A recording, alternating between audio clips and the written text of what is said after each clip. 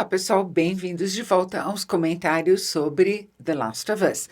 Hoje vamos falar do quarto episódio da segunda temporada, no qual uma tese levantada no terceiro episódio se confirma e no qual também a coisa fica feia para todo mundo, para Serafita, para Lobo, para Ellie e para Dina.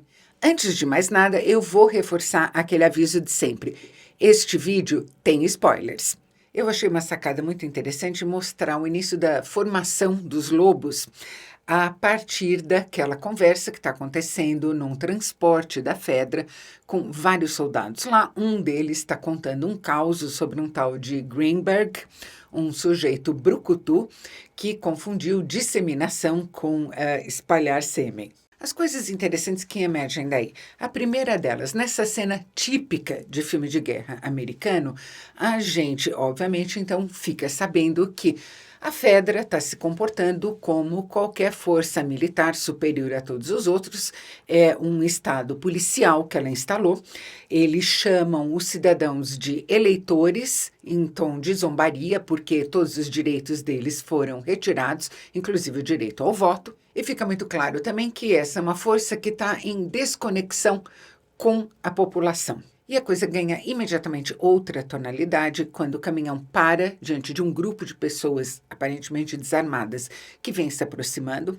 O sargento desse destacamento, o Isaac Dixon, que é interpretado pelo magistral Jeffrey Wright, que em todas as cenas dele aqui não vai errar um tempo sequer, muito pelo contrário, vai mostrar como se usa tempo numa atuação. O sargento desce do transporte, chama só o novato para ir com ele, manda todo mundo ficar parado lá dentro. Vira um faroeste, a música super tensa.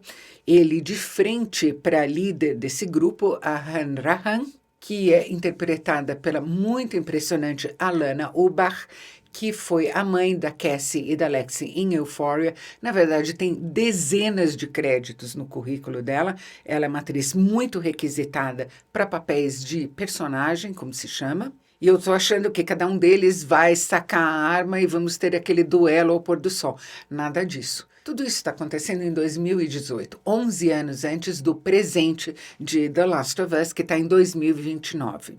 E no salto temporal que a série dá, o que a gente nota é que os lobos, que começaram como um grupo de guerrilha contra a Fedra, em Seattle, pelo menos, se tornaram a força dominante. Eles tomaram o lugar da Fedra. E o grupo de guerrilha que eles, por sua vez, estão enfrentando agora são os Serafitas. É o tal negócio, rei morto, rei posto. O poder não tolera o vácuo. Imediatamente, ele tem que ser preenchido. Mas eu estou me adiantando um pouco, porque antes da gente ver qual a situação entre os lobos e os serafitas nesse episódio, o que a gente vai ver, a Dina e a Ellie em Seattle, numa ambientação que eu adoro. Eu acho das coisas mais incríveis que podem acontecer. Já tinha sido assim em Boston na primeira temporada, que é uma cidade grande, com cara de metrópole, edifícios super altos, totalmente entregue à natureza, embora os escombros da arquitetura estejam ali de pé preservados, e a Ellie montada no cavalo, esperando a Dina procurar analgésicos. Muito obrigada a quem esclareceu para mim que não, o problema não tinha sido baço ou fígado lacerado, nada disso, que o problema era uma das costelas quebradas da Ellie fez um pneumotórax de tensão. Ela ainda tem dor, daí os analgésicos, que aliás não são encontrados. O que a Dina encontra ali é outra coisa, que a gente sabe o que é. Eles não mostram, mas quando ela fala para ele, eu preciso fazer xixi, a gente sabe exatamente o que está acontecendo, porque ela já passou muito mal olhando o massacre dos Serafitas a caminho de Seattle. Outro toque que eu adoro nesse episódio é o fato de que andando ali durante o dia por Seattle, as duas vão ver um monte de arco-íris, bandeiras com arco-íris pintados na parede. Esse é um episódio em que a gente vai ter uma história de amor gay e, no entanto, elas não fazem ideia do que são os arco-íris. O que é tudo isso? Aí ele fala, sei lá, vai ver que eles eram todos muito otimistas. O nosso mundo, que é o passado delas, só chega até elas em fragmentos. Um fragmento interessante, por exemplo, é no momento em que elas entram naquela rua, em que tem vários esqueletos espalhados, todos com o uniforme da Fedra, e elas se perguntam o que teria acontecido. O que parece que aconteceu é uma luta entre soldados da Fedra e soldados da Fedra, quer dizer, os que estão se bandeando para o lado dos lobos e os que continuam fiéis à Fedra. Ela olha dentro de um tanque abandonado e fala: nossa, aqui parece Apolo 1. Apolo 1 é a missão que nunca aconteceu, porque durante um teste, na plataforma de lançamento, houve um vazamento e os astronautas foram incinerados dentro da cápsula, que é a história que a Ellie conta para a Dina. Eu sempre acho oportunos esses lembretes de que esses personagens estão em um mundo muito diferente do nosso, por razões variadas. Mas uma das razões, por exemplo, tem a ver com este episódio, tem a ver com o episódio anterior, em que algumas pessoas falaram: imagina se duas meninas que estão indo, partindo para a vingança, com sangue nos olhos, aquele luto, tudo, mas se elas iam ficar brincando uma com a outra, se ia rolar aquele clima dentro da barraca.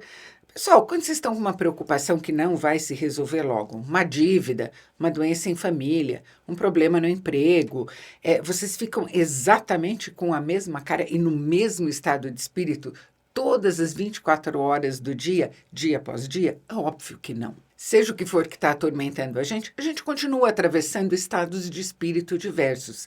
E o humor é uma das ferramentas mais eficazes que a gente tem para dispersar tensão ou constrangimento. Isso aqui não é filme de super-herói em que o ator tem que ficar com a mesma cara o tempo todo para a plateia não ter a menor dúvida do que ele está sentindo ou do que ele vai fazer. Elas estão numa cidade que elas não conhecem e em que tudo parece muito calmo nesse momento. Elas estão com a guarda baixa, baixa demais no caso da Ellie, que vê a sigla dos lobos pintada no alto de um edifício e quer correndo ir para lá.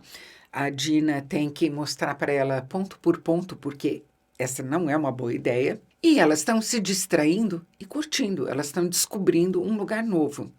Elas têm 19 anos. Se a pessoa não é capaz de ter curiosidade e leveza nessa idade, então sinto muito, não há muito o que fazer. E por causa dessa curiosidade das duas, a gente vai ter um dos momentos mais bonitos do episódio. Quando elas entram numa loja de discos, no segundo andar é uma loja de instrumentos musicais. É uma oportunidade do Craig Mazin, do Neil Druckmann, talvez de outras pessoas da equipe, mostrar a música que elas curtem à medida que ele vai virando os discos, vendo quais são os que ainda estão ali. E quando no segundo andar a Ellie encontra aquele violão dentro da caixa com sílica que ainda está em perfeitas condições e começa a tocar Take On Me, do A-ha, vem uma cena genial.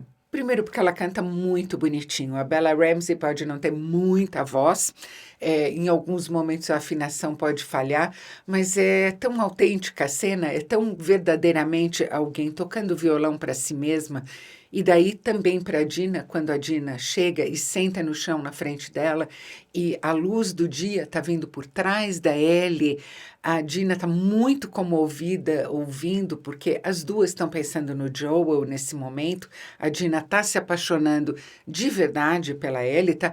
Ou melhor, ela está deixando que a paixão que ela refreou durante tanto tempo, sobre a qual ela teve em dúvida durante tanto tempo, aflore. E porque naquele lugar cheio de vegetação, parece que elas estão num Éden, que foi uma cena muito bonita que teve também no segundo episódio da primeira temporada em Boston, quando a Ellie acordava no que parecia um Éden também. Mas o violão deixado para trás simboliza exatamente isso. O Éden, os bons tempos, o Joel, aprender a tocar violão, ter esses momentos de paz, tudo isso está ficando cada vez mais para o passado. Daqui para frente, as coisas só vão se complicar mais. É mais ou menos como se a Ellie tocando aquela música, a Dina dizendo para ela: o Joel te ensinou tão bem, e ela falando: ensinou mesmo, e não é só de violão que ela está falando. É como se a Ellie estivesse encerrando um capítulo,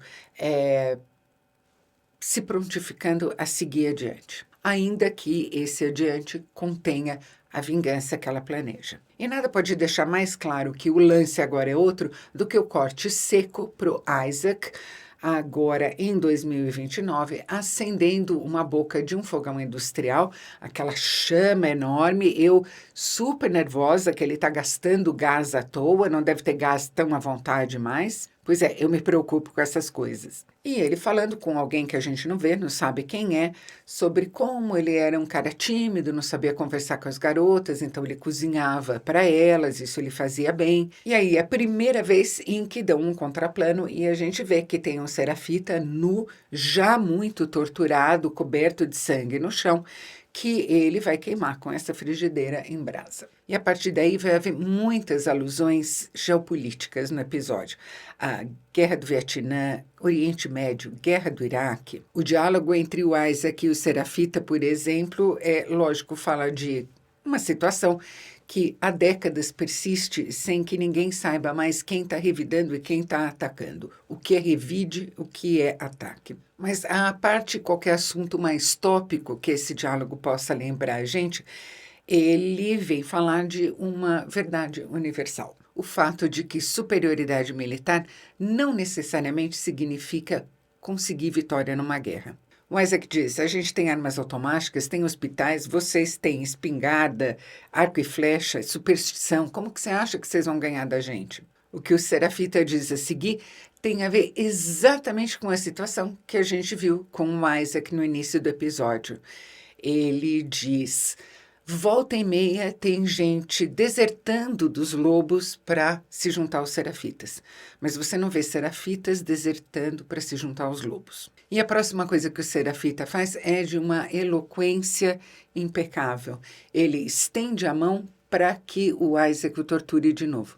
É assim que grupos militarmente inferiores ganham, às vezes, guerras de grupos militarmente superiores, como aconteceu, por exemplo, no Vietnã. E quando o Isaac vê que não vai conseguir mais tirar nenhuma informação do Serafita e atira na cabeça dele, o soldado que está do outro lado da porta fala muito bem, era isso que ele merecia, animal imundo. O soldado é um lobo, e esse lobo está se comportando exatamente da mesma maneira que os soldados da Fedra no início do episódio. Algumas pessoas podem achar que essa é uma visão pessimista ou fatalista da humanidade.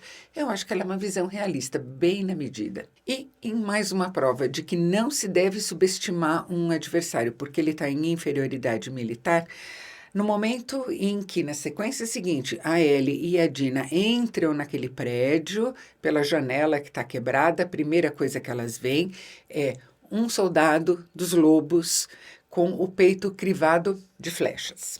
Arco e flecha pode não ser arma automática, mas mata do mesmo jeito. E o que elas veem a seguir é um massacre macabro. Aí, para mim, eles estavam pensando em Fallujah. Durante a Guerra do Iraque, na cidade de Fallujah, alguns soldados americanos foram capturados e linchados pela multidão. Foi uma cena horrenda, da qual eu lembrei imediatamente quando eu vi esse teatro montado pelos serafitas com os corpos dos lobos. E a partir daí, o episódio ou o jogo entra numa fase ultra acelerada. A Dina e a Ellie estão olhando aquela cena grotesca, já chega o reforço dos lobos, logo notam a presença delas, passam a persegui-las loucamente. Elas se refugiam naquela estação de metrô completamente destruída, descem até a plataforma onde tem vagões abandonados. E é aí que eu digo que uma tese levantada no episódio anterior, para mim, se confirmou. A tese é que aquela horda de infectados foi chamada para Jackson pela marretada que o sujeito deu no cano em que tinha cordyceps. Aqui, os lobos entram jogando sinalizador para tudo quanto é lado e um deles queima um tentáculo de cordyceps. E daí vem de novo aquela horda terrível de instaladores. Mas antes dela vir, é tão bacana. O Alfred Hitchcock dizia que o que causa tensão na plateia não é ver uma bomba explodir. É a plateia saber que é uma bomba e não saber como ou quando ou onde ela vai explodir. Aqui a gente começa a ouvir um instalador, a Dina levanta um dedo, tem um, outro, 2, 3, 4, 5, e daí ela para, porque é óbvio, tem muito mais do que 5. Mas o tempo da cena é tão bem medido, As duas estão com aquela cara de a gente vai morrer aqui e você está sofrendo junto com elas. Eu, pelo menos, estava, porque você sabe que vai vir uma horda, mas você não sabe de onde. Aliás, essa sequência toda, desde quando elas começam a fugir dos lobos até quando elas finalmente se livram dos infectados, aí eu entendi exatamente o que é uma sequência de jogo. Porque está na cara que cada atitude que elas tomam é alguma coisa que um jogador que está controlando essas personagens teria que achar, teria que conseguir fazer para não morrer naquela fase. E eu não posso nem imaginar a adrenalina de estar controlando os personagens na sequência dentro do vagão do metrô. Eu acho os infectados apavorantes. É tão bem feita a maquiagem, mas tão bem feita e tão horrível aquele monte de coisa saindo da cabeça deles, aqueles gritos, aqueles sons tão desagradáveis. Acho que eles me causam uma aversão muito mais profunda ainda que a dos zumbis clássicos. Eu fico olhando aqueles espasmos deles e me parece muito mais aterrador e muito mais, de alguma maneira, próximo virar algo assim do que virar um zumbi, por exemplo. E aí, lógico, naquele perigo todo, tentando passar por aquela catraca giratória que está emperrada, para salvar a Dina, a Ellie coloca o braço ali para o zumbi morder. E ela está tão pilhada, tão imersa na necessidade de se livrar daquilo, sair para algum lugar, se refugiar, que ela nem se toca que a Dina está olhando para ela e falando, ela morreu, e o pior, eu vou ter que matá-la. Eu não consigo nem imaginar todas as coisas que estão passando pela cabeça da Dina nesse momento. Mas eu aproveito para dizer que eu ainda não tinha elogiado, estou devendo isso há muito tempo, mas eu não tinha elogiado ainda a Isabela Merced, e ela está muito bem como a Dina. Eu vi a Isabela Merced pela primeira vez quando ela era pequena ainda, em Sicário, Dia do Soldado, e gente, que atriz desde a mais tenra idade. Ela aqui está ótima. Ela tem vivacidade, tem humor, tem sentimento. Ela está demais nessa cena. E se alguém achar que não tem a ver, ela agarrar a Ellie naquele momento de paixão, no momento em que ela vê que a Ellie acordou, ainda sendo a Ellie, e ela conta para ela que ela está grávida, não existe nada como a proximidade com a morte para fazer uma pessoa pensar em sexo. Porque sexo é o oposto de morte. É uma reação primordial do ser humano, combater a ideia da morte com aquilo que parece mais diferente dela, o contrário dela. Eu achei uma graça quando ele fala, eu vou ser pai. E o Jesse também, vamos todos ter um bebê. Eu não sei se isso acontece também no jogo, se a Dina se descobre grávida também, mas no meu entender, pelo menos isso aqui é um complicador poderoso da equação. Por mais que a Dina queira continuar nessa missão de vingança junto com a Ellie, é tão bonito a hora que ela dá a mão e fala juntas. Eu acho que isso vai trazer à tona outras considerações, outros raciocínios. E se, como eu imagino, o Tommy decidir ir para Seattle e o Jesse, que é um cara muito leal, decidir não deixá-lo ir sozinho, decidir acompanhá-lo, eu temo que isso possa colocar a vida do Jesse em perigo. Pelo que eu vi até aqui, a Dina não é o tipo de pessoa que esconderia dele a gravidez. E pelo que eu vi dele até aqui, o primeiro instinto dele vai ser se colocar na frente dela diante de qualquer perigo. Olha, quando eu faço essas conjecturas, eu nem fico pensando muito depois se eu acertei ou errei, não é nada disso, mas eu acho tão gostoso fazê-las, eu acho tão compensador que uma série seja tão bem escrita que dê para você o material, quando você olha para ela com atenção, para entender esses personagens, para entender o que eles poderiam fazer, quem eles são. Para mim é um prazer imenso. Se você gostou desse vídeo, não se esqueça de curtir, inscreva-se no canal e clique no sininho. E a gente se vê no vídeo do episódio 5.